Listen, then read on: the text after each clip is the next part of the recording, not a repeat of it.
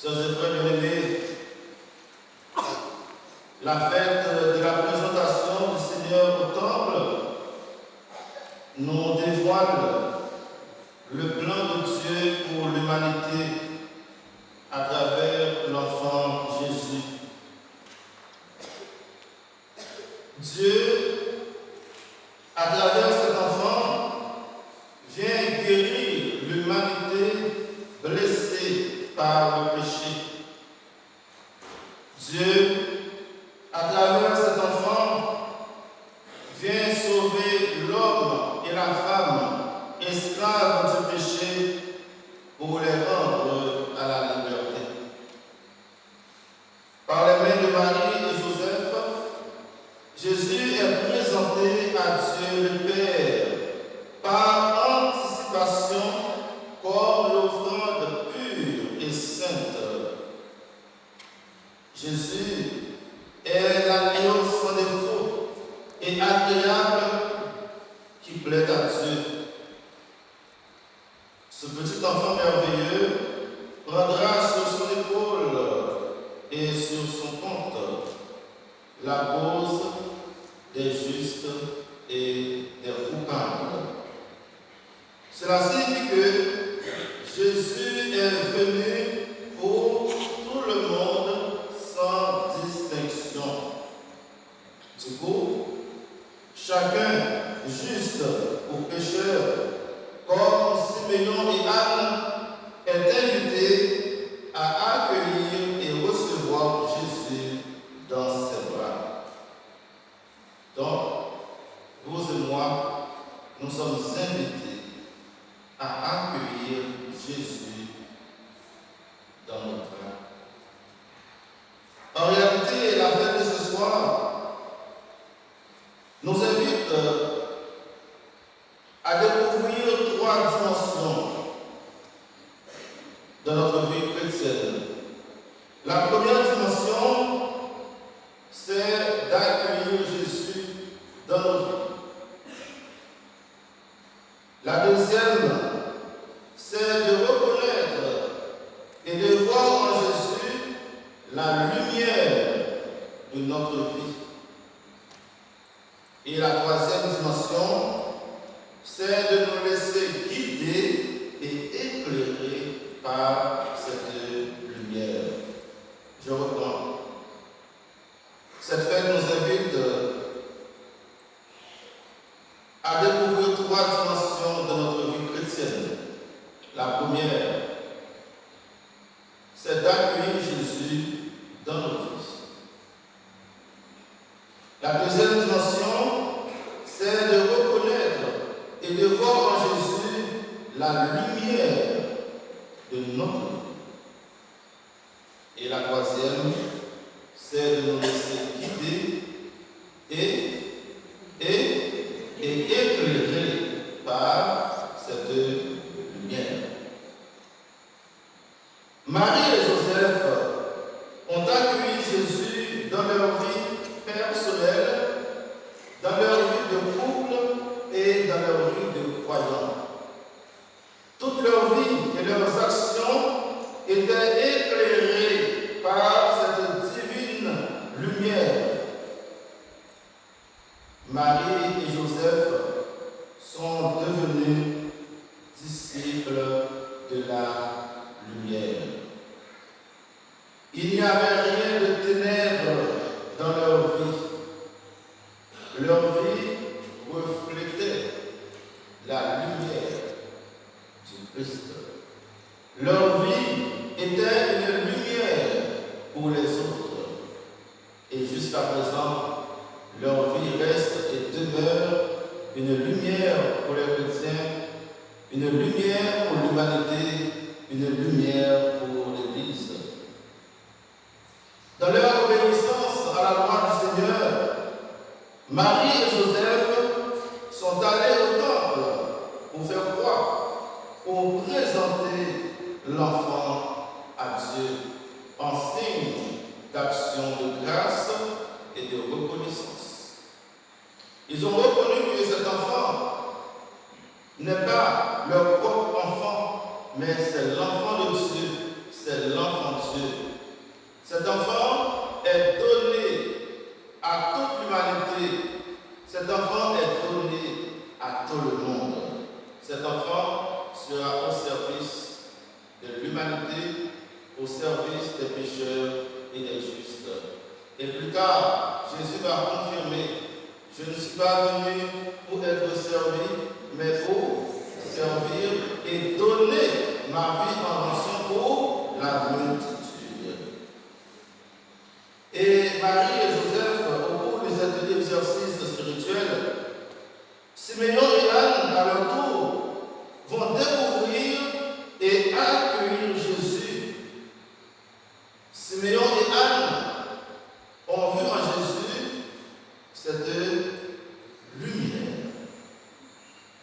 cette lumière qui vient éclairer les nations païennes. Et pour Siméon, c'est la dernière étape de sa vie. Après sa rencontre avec le Seigneur, Siméon est prêt à partir. Il n'a plus d'autre chose à espérer ni à explorer. Siméon voit le salut de Dieu en Jésus-Christ, en cet enfant. Siméon, maintenant, peut partir en paix. Il a rencontré celui qui apporte la paix. Il a rencontré celui qui est la paix. Et la paix, ce sera le premier cadeau que Jésus va offrir à ses disciples au soir de la résurrection. Quand il dit, la paix soit avec vous. Donc, Siméon a reçu cette paix dans sa vie.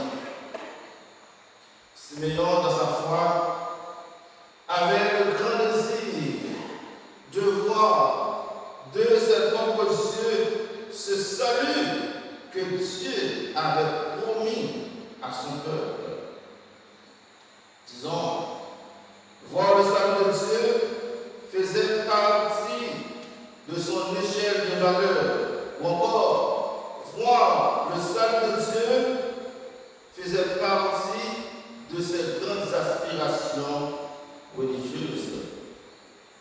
Si je vous pose cette question, qu'est-ce que vous allez me répondre? Quelle est votre plus grande aspiration religieuse? Quelle est votre échelle de valeur? Quels sont les éléments de votre échelle de valeur? Siméon, suite à cet accueil, sa vie est totalement illuminée.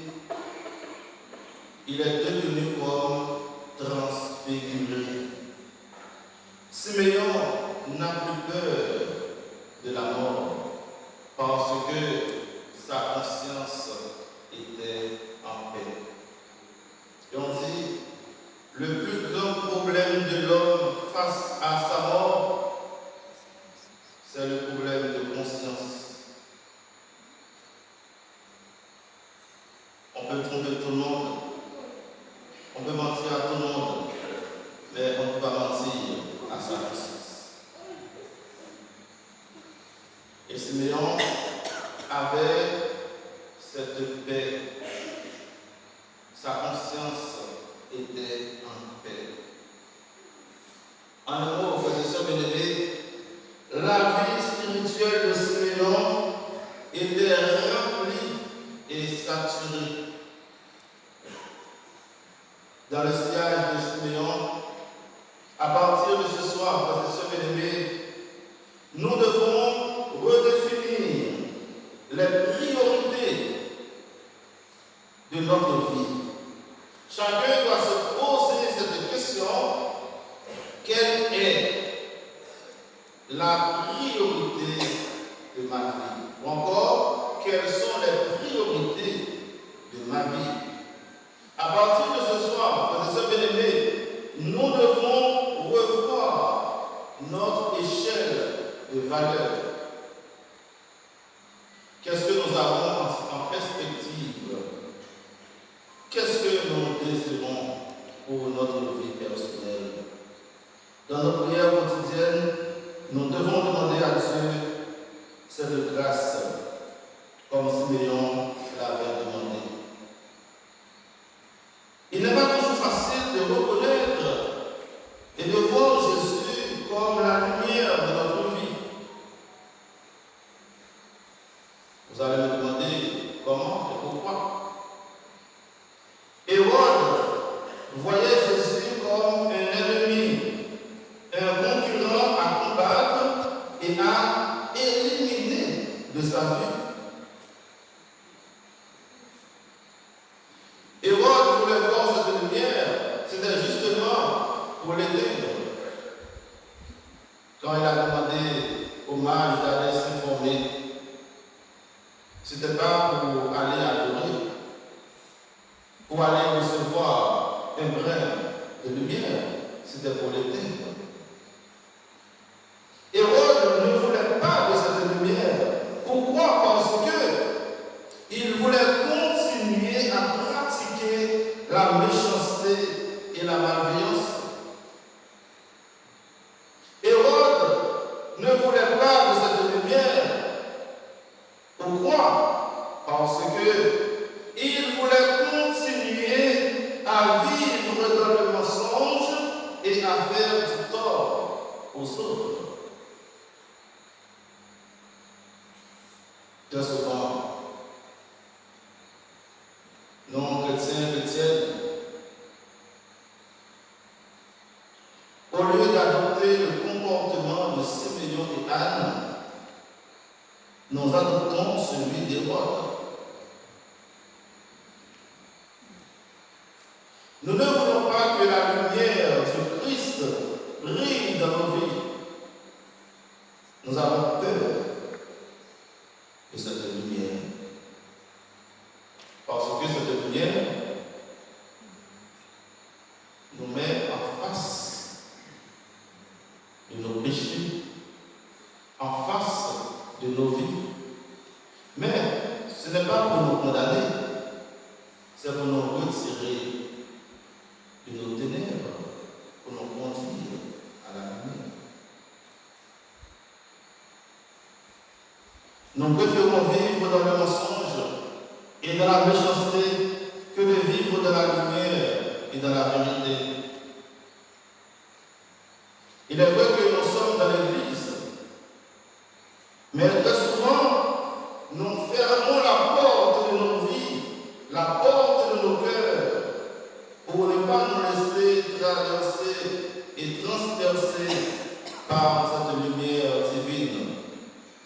Nous sommes comme des corps opaques. La lumière ne peut pas nous traverser. Et c'est pourquoi, en refusant cette lumière, nous ne sommes pas en paix, ni avec nous-mêmes, ni avec les autres. Nous sommes toujours en colère. Nous sommes toujours fâchés. Nous sommes instables parce que nous faisons écran à cette lumière. Cette lumière n'est pas en nous. Notre vie intérieure n'est pas éclairée. Notre conscience n'est pas éclairée. À ce moment-là, nous sommes comme un objet ou un lieu de ténèbres, un instrument de peur pour les autres. Nous ne sommes pas attirants ni attirés. Et c'est pourquoi ce soir nous sommes venus chercher cette lumière. Pour que nous soyons des êtres désirables, aimables. Pour que nous soyons une lumière pour les autres. Ça, c'est pas bien aimé. Peu importe la situation actuelle de notre vie, nous devons nous laisser guider et éclairer par le Christ qui est la vraie lumière. Je suis la lumière du monde.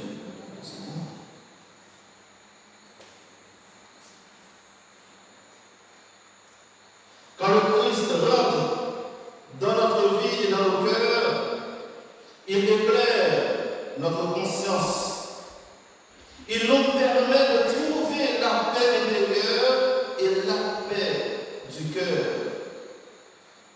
Quand le Christ rentre dans nos vies et dans nos cœurs, il déracine en nous les germes du péché et le mensonge. Il fait de nous une nouvelle création. Il fait de nous une nouvelle personne. Quand le Christ rentre dans nos vies et dans nos cœurs, il met de l'ordre et l'harmonie dans notre vie.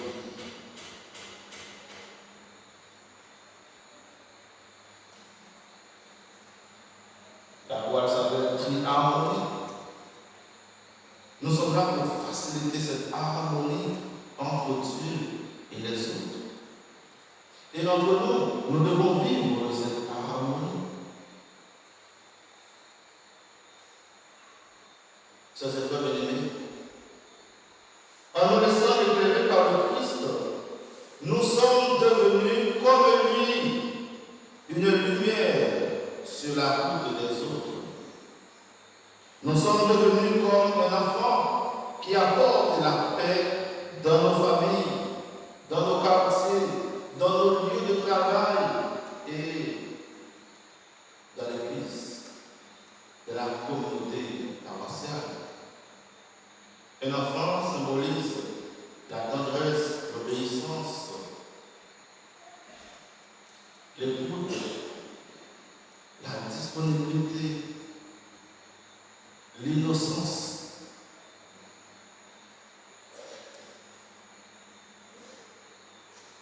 Dans cette communauté, nous avons besoin des frères et sœurs qui révèlent et manifestent le Christ.